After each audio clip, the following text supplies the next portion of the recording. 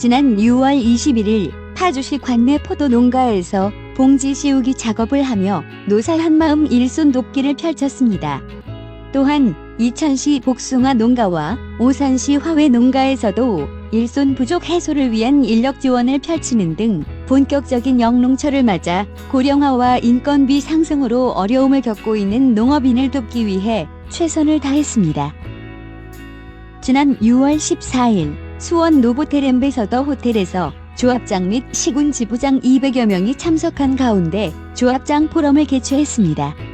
이날 참석자들은 농민기본소득제 조기 도입 및 농산물 대금 선지급제 지원 확대 등 농가소득 증대를 위한 당면 현안을 경기도에 전달하기 위한 건의문을 채택했습니다.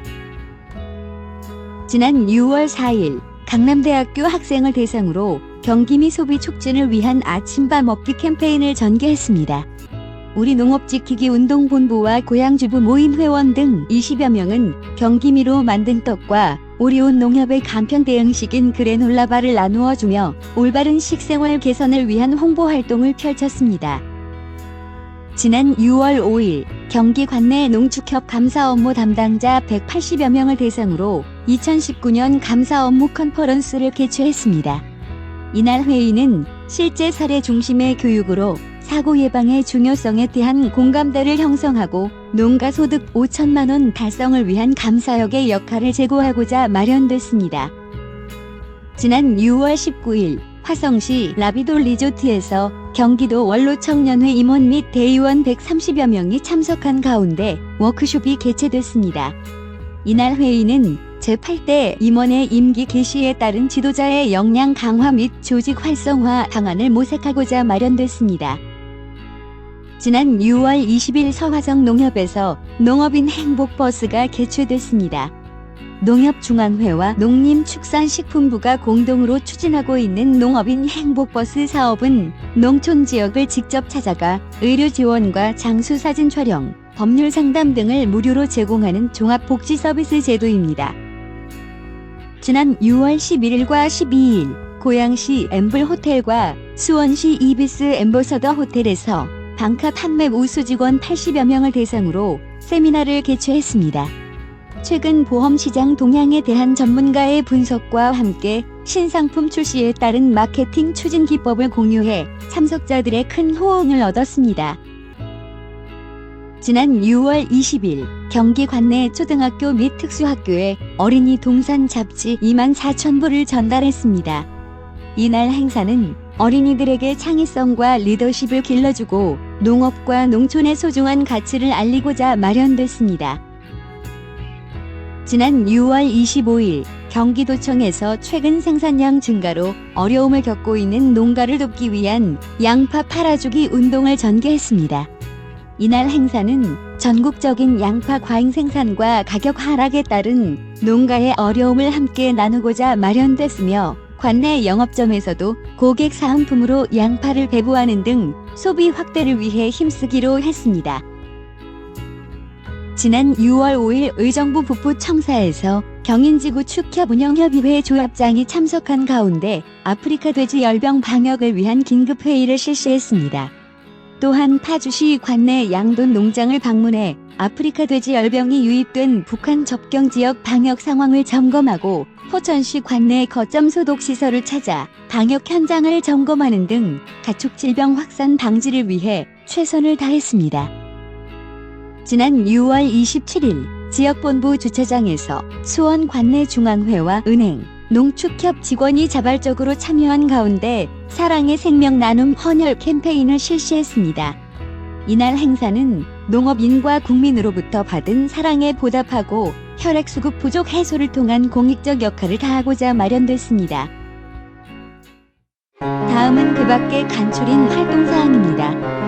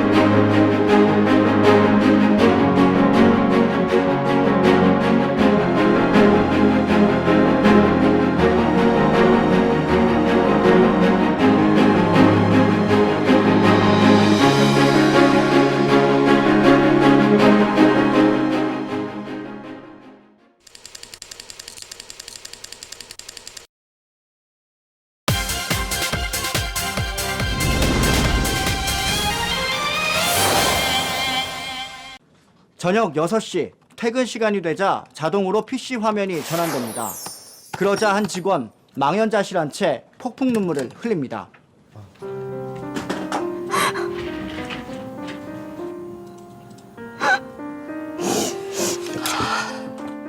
어떻게 회사가 이럴 수가 있어요? 매일같이 야근했는데 주 52시간제 이후 한 달 내내 매일 칼퇴했어요. 아직도 적응이 안 돼요.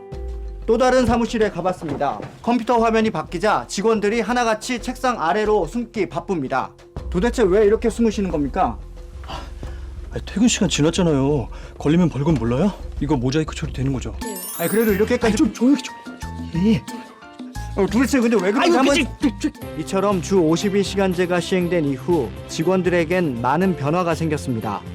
저녁이 있는 삶이 생기면서 애사심도 같이 생겼다는 직원들. 그러나 일부 제도적 이해가 부족한 직원들은 여전히 안일한 태도로 혼란을 야기합니다. 주 52시간제 위반으로 벌금형을 받은 안혜호 부장. 줄곧 직원들에게 잦은 야근과 주말 출근을 강요했기 때문입니다. 안 부장님은 이번이 벌써 2번째예요. 지난달에도 이미 한 번 걸리고 벌금 냈으니까. 아침에 공개 사과도 하긴 하던데. 올해부터는 주 52시간제를 위반할 경우 형사처벌의 대상이 됩니다. 사업주 및 대리인은 2천만 원 이하의 벌금 또는 2년 이하의 징역에 처하게 되는데 많은 임직원들은 이를 간과하고 있습니다. 모든 기업은 주 52시간제를 받아들이셔야 합니다. 전적으로 저를 믿으셔야 합니다. 한편 주 52시간제가 오히려 삶의 질을 해친다며 반대하는 목소리도 있습니다. 야근하느라 남자 만날 시간도 없다고 제가 다 뻥카를 날려놨는데 이제 다 틀렸다고요. 짜증나. 그러나 대부분의 직원들은 주 52시간제를 통해 자기 개발은 물론 업무 효율과 만족도도 크게 향상되었다며 주 52시간제를 적극 지지하고 있는 가운데 회사 역시 PC오프제를 비롯해 근로문화 개선을 위한 근무혁신 10대 과제 실천 운동을 권장하며 제도 정착을 위해 노력하겠다고 밝혔습니다. 주 52시간제 위반으로 지금까지 처벌받은 농협 임직원은 모두 9명. 이외에도 법망을 피해 달아난 부장급 이상 직원도 상당수 존재하는 것으로 파악되고 있는데요. 이제 나 하나쯤이야 괜찮겠지 하는 피상적 태도로 일관하던 임직원들을 반면교사 삼아 모든 직원들이 주 52시간제를 자율적으로 실천하고 당당하게 누리는 사내 문화를 만들어가야 할 때입니다. 지금까지 주 52시 데스크 전준수입니다.